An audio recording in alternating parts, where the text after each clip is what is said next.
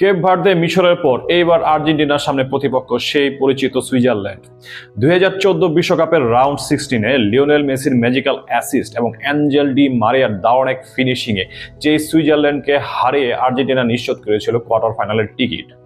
সেই সুইজারল্যান্ডের সাথে আবার দেখা, তবে এইবার স্টেজটা রাউন্ড 16 না, এবার খেলাটা হবে কোয়ার্টার ফাইনালে এবং টিকিটটা কাটতে হবে সেমিফাইনালে।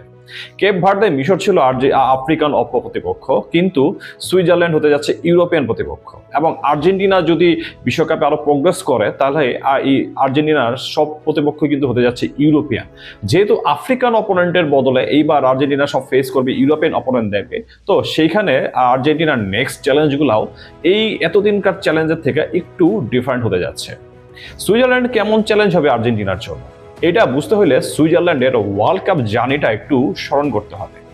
সুইজারল্যান্ড কোয়ালিফাই করছে বিশ্বকাপে তাদের উয়েফা কোয়ালিফায়ার থেকে গ্রুপ চ্যাম্পিয়ন হয়ে, যেই গ্রুপে ছিল কসোভো, স্লোভেনিয়া এবং সুইডেনের মতো প্রতিপক্ষ। তার মানে সুইজারল্যান্ড বিশ্বকাপ কোয়ালিফায়ারে তারা কিন্তু তেমন কোনো টাফ অপোনেন্টকে তারা ফেস করে নাই, এবং বিশ্বকাপে এখন পর্যন্ত কিন্তু তারা কোনো টাফ অপোনেন্ট ফেস করেনি। তাদের অপোনেন্টগুলো যদি দেখি, কাতার, বসনিয়া, কানাডা, আলজেরিয়া এবং সর্বশেষে কলম্বিয়া, তারা কেউ কিন্তু ওয়ার্ল্ড কাপ কন্টেন্ডার কিংবা ফেভারিট হিসেবে বিশ্বকাপে আসে নাই। সো সুইজারল্যান্ড এই বিশ্বকাপে প্রথমবারের মতো কোনো বিগ টিম কিংবা কোনো ফেভারিট টিমকে ফেস করতে যাচ্ছে। এবং একটা টিম যখন তাদের থেকে কোনো স্ট্রঙ্গার টিমকে ফেস করতে যায়, তখন অবশ্যই তাদের অ্যাপ্রোচটা কিছুটা সেফ অ্যাপ্রোচ হয় এবং তারা কিছুটা ডিফেন্সিভ মোডে খেলে। এবং ইউরোপিয়ান অপোনেন্ট সুইজারল্যান্ড অবশ্যই আর্জেন্টিনার সাথে ডিফেন্সিভ মোডে শুরু করবে এবং তাদের ট্যাকটিক্সটা হবে কাউন্টার অ্যাটাক, সলিড ডিফেন্সের সাথে কুইক কাউন্টার অ্যাটাক। এইরকম ট্যাক্সে খেলতে যাওয়া সুইজারল্যান্ডের ফরমেশন কিরকম হবে এবং সেই ফরমেশনের খেলা প্লেয়ারদের মধ্যে কাকে কাকে আর্জেন্টিনার স্পেশালি নজরে রাখতে হবে।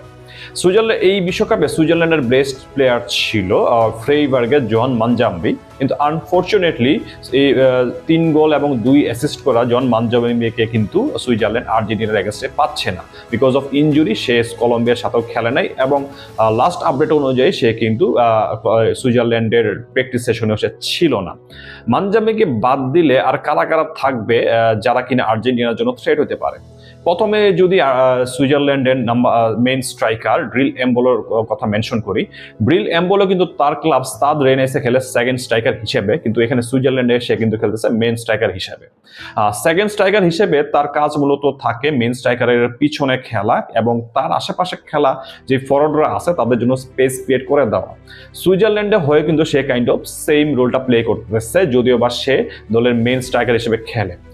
জিব্রিল এমবোলো সে কিন্তু টার্গেট ম্যান হিসেবে কিন্তু ফরওয়ার্ড রান মেক করে না, সে যেটা করে যে তার আশেপাশে খেলা যে ফরওয়ার্ডরা আছে তাদের জন্য কিন্তু সে স্পেস ক্রিয়েটের কাজটা করে। এখন এই ব্রিল এমবোলোর পিছে কারা খেলবে? লেফট সাইডে খেলতে পারে সেভিয়া রুবেন ভার্গাস কিংবা নটিংহাম ফরেস্টের ডান এন্ডোই। ডান এন্ডোই হচ্ছে সুইজারল্যান্ডের সবচেয়ে ভালো বল প্লেয়ার, যে কিনা একই সাথে ভালো ড্রিবলার এবং অনেক সে ডুয়েলসও জিততে পারে।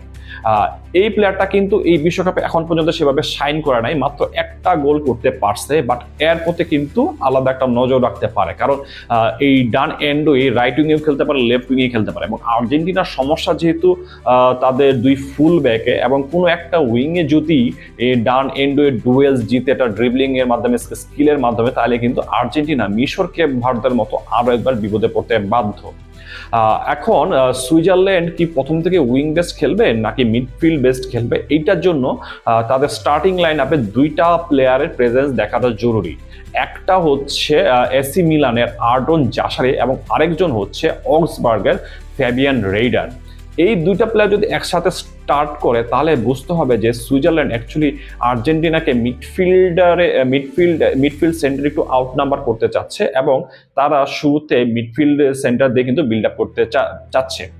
এবং ফ্যাবিয়ান রাইডার যদি স্টার্ট করে তাহলে সিচুয়েশনটা এরকম হইতে পারে যে সুইজারল্যান্ডের নাম্বার 9 ফ্রন্টে সবার ফ্রন্টে থাকা ব্রিল এমবরো সে স্পেস ক্রিয়েট করে দিতেছে এই ফেবিয়ান রাইডার, রেমো ফ্রোয়েলার কিংবা আর্ডন জাসারিদের জন্য স্পেস ক্রিয়েট করে দিতে। মানে এই আর্ডন জাসারি, ফেবিয়ান রাইডার, রেমো ফুইলার এরা একটু নিচে থেকে খেলা শুরু করলো, এরা কিন্তু লেট রান মেক করে আর্জেন্টিনার বক্সে ঢুকে যেতে পারে।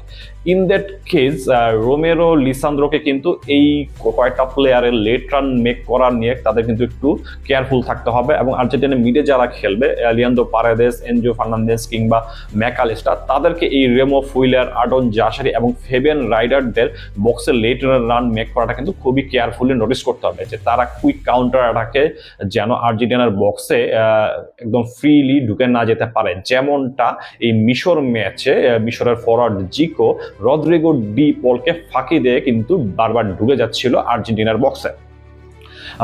এছাড়া আর যে সুইজারল্যান্ডের খেলা যদি নিজ থেকেই নষ্ট করতে হয়, তাহলে ফোকাস করতে হবে সুইজারল্যান্ডের সবচেয়ে পরিচিত মুখ গ্রানিট জাকাকে। কারণ সুইজারল্যান্ড যে বিল্ড আপটা শুরু করে, এই বিল্ড আপটা কিন্তু শুরু হয় গ্রানিট জাকাকে দিয়ে, এবং গ্রানিট জাকার পায়ে বল যাওয়ার পরে কিন্তু সুইস প্লেয়াররা ফ্রন্টে মুভ করা শুরু করে। কারণ গ্রানিট জাকাকে যদি হুলিয়ান আলভারেস কিংবা ম্যাকালিস্টার যেই ফ্রন্ট একটু তার কাছাকাছি থাকে তাদেরকে একটু ভালো প্রেস করা যায় কিংবা তাকে একটু নজরে রাখা যায়, তাহলে তো সুইজারল্যান্ডের যে শুরুর বিল্ড আপটা, সেই বিল্ড আপটা নষ্ট হবে এবং আর্জেন্টিনা যেই সুইজারল্যান্ড যেরকম একটা ভালো অ্যাটাক ক্রিয়েট করতে পারলো, সেই অ্যাটাকটা হয়তো ওরকম ইফিশিয়েন্ট নাও হতে পারে।